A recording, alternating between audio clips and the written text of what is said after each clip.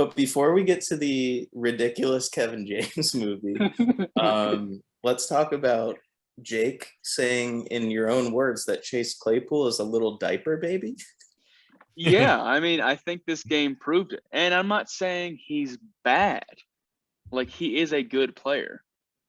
But I think he just kind of plays like a little, like, me, fuck you, me. Yeah. Because Completely agree. right off the fucking bat, finger in the fucking face mask, guy pushes it back. He's, and it's just like, and then the flag was thrown at him, thankfully. And like, as soon as it was like offense, I'm like, thank you, go fuck yourself. And then he's like, oh, well, for real, come on, man. I'm like, and that's when I sent Austin that message. I was like, he plays like a little bitch boy. And then literally, Steelers have to hustle up, make as many plays as they can, end the game to possibly tie the game going to overtime. He gets a first down, not even like 30, 40 yards, not some crazy play, just gets a first down, stands up. And it took one of the linemen to come over and rip the ball out of his hands. And he's like, let's fucking go. We have the clock is running. And it's just like that right there proves you're not about the game. You're about you being a good player. Well, did you see he blamed the lineman for trying to go get the ball? Because when he was trying to hand the ball to the lineman, what's the linebacker on Eric Kendricks? Eric Kendricks batted the ball down when he was trying to hand it to the lineman. So the ball was rolling and it cost him another like 10 seconds, dude. But it was insane. Gets up initially and just runs back. Did you see the side-by-side with the clip with Larry Fitzgerald? Larry Fitzgerald does the same, gets a first down in the same situation, gets up, or no, DeAndre Hopkins gets it. Larry Fitzgerald runs up, grabs the ball from Hopkins, runs to the ref, hands it, gets set, they snap it. It takes 3 seconds.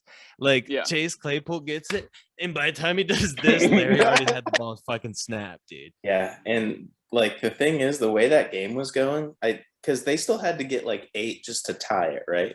Yeah.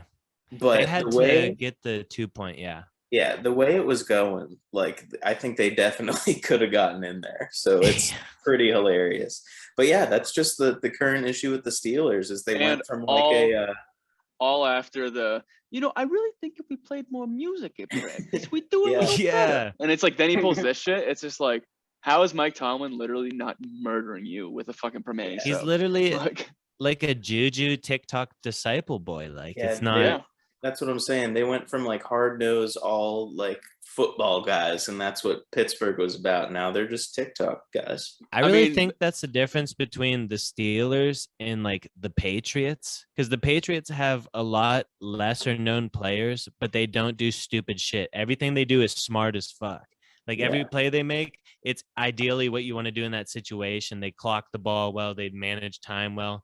Belichick makes decisions well what to do. But like shit like this is just like Claypool is more athletic than any receiver in the NFL, damn near. Maybe he is the most athletic, but he just does stupid shit like this all the time. It's crazy. Well, I mean, I think to Hunter's heard of her. To Hunter's point, like the Steelers, and even still, when they were 10-0, last season or the season before, all the way up to, I still was like, these Steelers are not.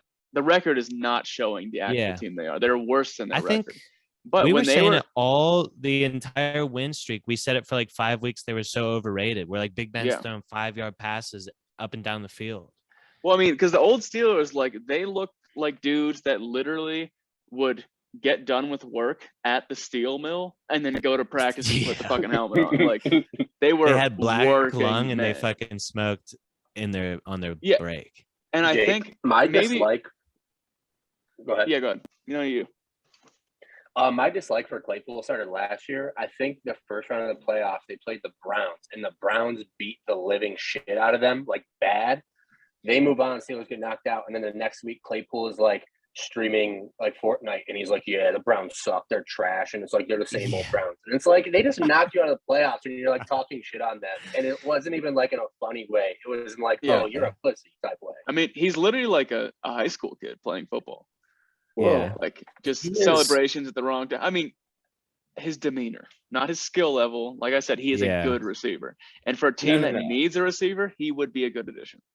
That's But not what I was getting at. I was saying he's Canadian. It might be just that he's a syrup drinker, dude. Maple syrup. yeah, I mean, Fucking he likes things a little too syrup sweet. guzzlers. See, what it was is that Juju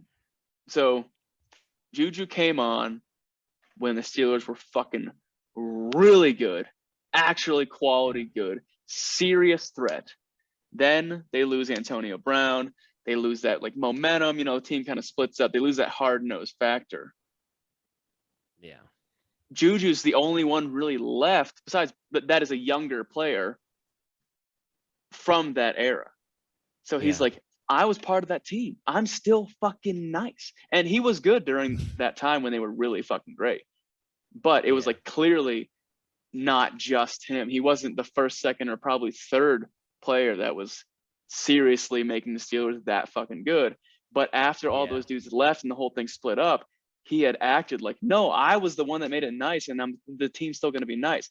Chase Claypool comes on, does good for a rookie, definitely. And he's like, hell yeah, we're going back. Juju, you and me, we're friends. And then like, it's just the wrong mentality. Deontay Johnson is better than both of them. I think they need to work a day at the steel mill, Yeah, but this is kind of off topic, but did you guys watch the Cardinals game and see James Conner? Yeah, he's good. You guys doing good? His receiving skills, like I had no idea that he was such a good receiver. Well, I think like the moment everybody stopped reminding people that he survived cancer, he really started doing good. Dude, and he looks jacked as hell. Yeah. For those of the listeners who don't know, James Conner's from our hometown of Erie, Pennsylvania. Well, everyone's hometown but Huff's. Yeah, and also for you guys who don't know, I interviewed with his dad, who is the manager of Blaze Pizza in Erie. Nice. I was in the same football magazine as him in high school, except for he was on the cover, and I was on like the 70th page. See, and my name was probably printed somewhere in that magazine, and I definitely bought it at the local country fair. Yeah. Oh, and for those of you who don't know, country fair is a gas station. Yeah. All right. Well, James Conner's second in the NFL in rushing touchdowns with 14, just behind Jonathan Taylor. But the Steelers, it doesn't make. Oh yeah, no, he has really good stats. But what's kind of upsetting is that you hear like Mike Tomlin talk about like how the culture has shifted in the Steelers, and I know it's up to everyone, but it's frustrating because I feel like the head coach should be setting the culture, and he's complaining and talking about like previous administrations and previous players, and Ryan Clark's on TV shows talking about how good they were, and it's like you guys are complaining about the current administration, but like you're not helping at all, and you're the head coach. Like I feel like you should be helping the most. Which I like Tomlin, but I wonder if he didn't just inherit a roster and inherit a culture from Bill Cowher and then rode that thing out to be like such a ridiculous coach, win-loss record. And like now it's to the point where everyone's retired, everyone's gone except for Big Ben. And it's all Tomlin's guys, and they're all kind of divas. They're all kind of like not exactly the culture fit, except for like TJ Watt. Yeah. But like outside of Cam Hayward and fucking Big Ben, those are the only like gritty guys on the roster from back in the day. Gritty. Well, it seems who's that? Joe Hayden's hurt. Who's that new tight end they just got? Pat Freiermuth. Pat Freiermuth. Yeah, I mean he seems good. Seems level-headed. Doesn't seem like a little fish boy. Yeah. So I mean, like you do need those people. But that's an interesting thought. But like Juju was a miss. Chase Claypool. I don't think he was a miss though. He's a superstar talent. Yeah, I don't think either of them are misses. They're good. They're good, but I'm saying like for the culture, of how they want to build the team. You can coach out being a retard. No, I can agree.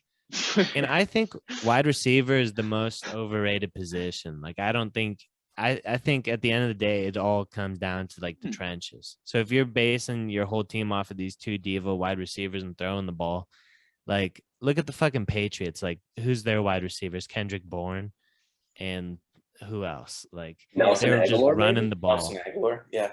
Yeah. Can name them all, dude. So either way, Steelers are a bunch of divas and TikTok people, so that stinks.